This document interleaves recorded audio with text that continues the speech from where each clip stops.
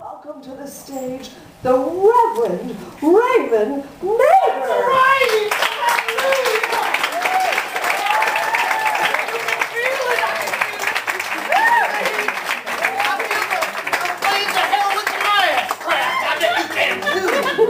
All the nudity, the shaking boobies and AIDS. I don't like it, and so does he not. I speak poetically. That's right. I am the, say it after I say it, the Reverend Raymond Nader. The Reverend Nader. That's right. Hallelujah. I'm going to improvise a sermon for you. Can I yell hallelujah? Amen. Glory to God. What's the shake of hand? It has a little rhythm in it. It's a dancer. It's a soul contraction or whatever they say in that song. I'm going to improvise a sermon based on a suggestion that you provide, and I want you to give me a suggestion, something sinful, dirty, bad. Think deep down in your psyche. Give me something specific. At the count of 3. 1, 2, 3. Bikini wax. You like that? Yes. Bikini wax. You like that? Bikini wax. That's what I heard. I heard bikini wax. This wax. Dripping on that area. Dripping in the ouch in the hand. Feeling like a baby. Feeling like a little girl. That's right. That's what you feel. And I know every one of you in here has had his or her vagina waxed. I can say it because it's true. He told me. He came down and he sprouted in my ear. He said there has been some bikini waxing done by this university. And I don't just see females in this audience. No, I see men. And I know what it's like. I know you know what it's like. And you shake your head if you know what it's like. I don't see you shaking heads because you're denying. And I'm going to shake that out of you. I'm going to shake that denial and you will accept that. And you will realize that you have too done something dirty in the eyes of G.O.D. I know you felt it. It's all written in the book. We know what kind of wax to use because of what's in here. I know you know that. The Reverend Raymond. The Reverend Nader. I have a story to tell you involving and bikini.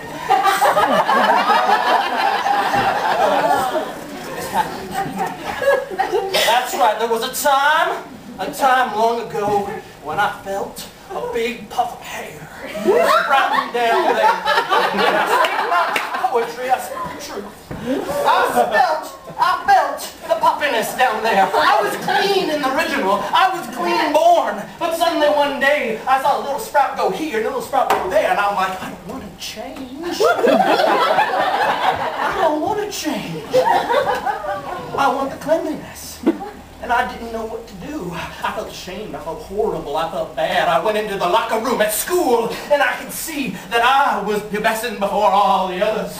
Suddenly, I had a wig, and where a wig should not be. And the guys in the locker room looked at me, and they went, I was alienated. I had virginal dreams about virginal hair, and I wanted it all back on me. I wanted to revert time and go back. You say everything is possible, anything is possible. I say you cannot revert back once you have the pube. Again, it's written in this book. I approached my student counselor. I said, "Counselor, I need an appointment." My counselor will happen to be wooden, and I talked to her. I said into the counselor, I said, "Counselor, I'm having feelings that I don't understand." She says, "Tell me about them, Reverend." I said, "I'll tell you about them. I think I'm becoming a man." I tell you, I think she got wood. She said, "Tell me more about it, Reverend." I said, "I think I'm turning into a man. Every time when I ASTERBATE, something sprouts out. Something spits out. That wasn't before. What is going on, Reverend? I think you're becoming a man." It was tense. It was hot. And suddenly that thatch of hair had liquid all around it. And I was feeling feelings I hadn't felt before. I was suddenly grinding my counselor. And we embraced and we kissed. It's hot, let me tell you. Make out with a door frame.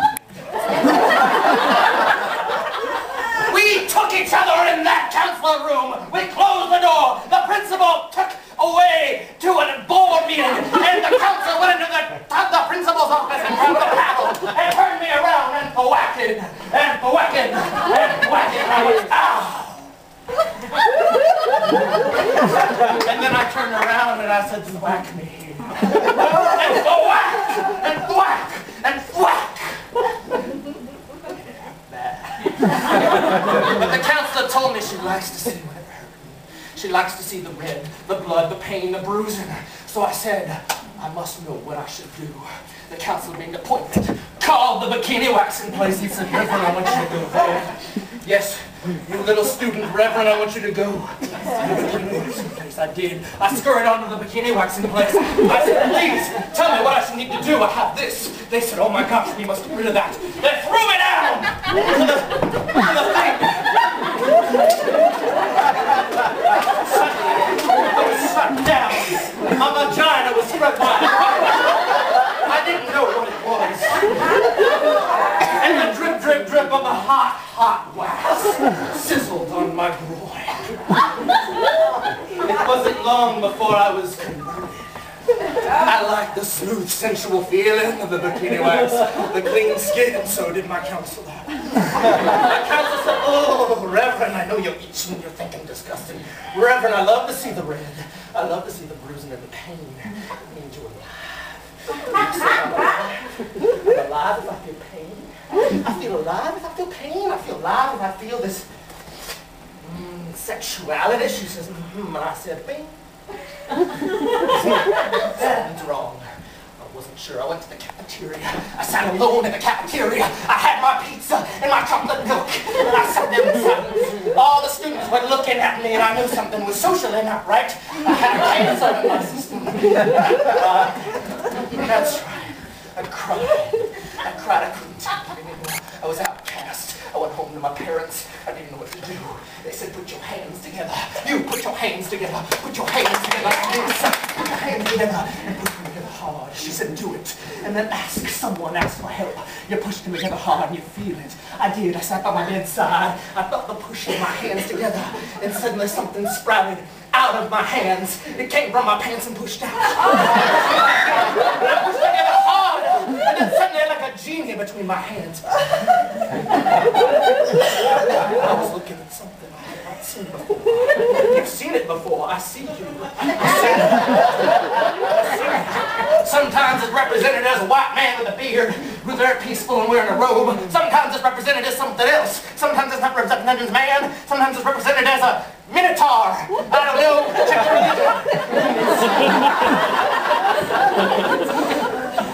It spoke to me, this cloud that came from my praying hands, and it said something to me. It said, they have blown the trumpet. They have made everyone ready, but no one goes to battle for my wrath. It is on all their multitude. And that made a lot of sense. It doesn't make sense now, but when you're only a teenager, suddenly everything is meaningful. And meaningful. And I said, I understand. What should I do? He said, grow those pubes out. Turn the mother out. And accept. Forsake the bikini wax. And become all natural. Back to school. All liberated. I faced my demon taker. That pushed the horrible sins inside me. I knocked. I rapped. I tapped on the counselor door, and I said, counselor, let me in. Counselor couldn't answer the door because counselor was wooden, so I barked. You need to accept me. Counselor lifted up her head and ignored me. I said, counselor, please look at me. You must understand that I need these on me. I need to have pubes. She wasn't having it. She thought it was not good. She wasn't aroused. She turned away and I said, aha, I knew it. He knew it. He told me, you're not right for me. You can't take me. You can't accept me for who I am. I need someone in my life who can accept me. And at that moment, we looked one last look. turned away. And I went back to class. And suddenly, the students were looking at me differently. Like you are looking at me today. They saw something different. They said, oh my gosh, that's the guy who broke up with the counselor. What balls! What amazing testicles! Cojones! Skin! In a teenager. I said, yes. I lifted up my chin.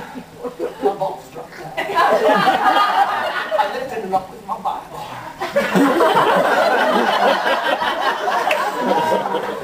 I said, thank you, ever Lord above. You know, if you just listen, if you make it really quiet and you listen, you'll hear that little voice and you'll know it's right. And you know who's speaking to you. And that's what happened to me that day when I pressed my hands together. And that's what happened to you as you leave this hellhole of naked boobies. I want to say thank you for my completely improvised sermon based on the suggestion of SssBikini Wax.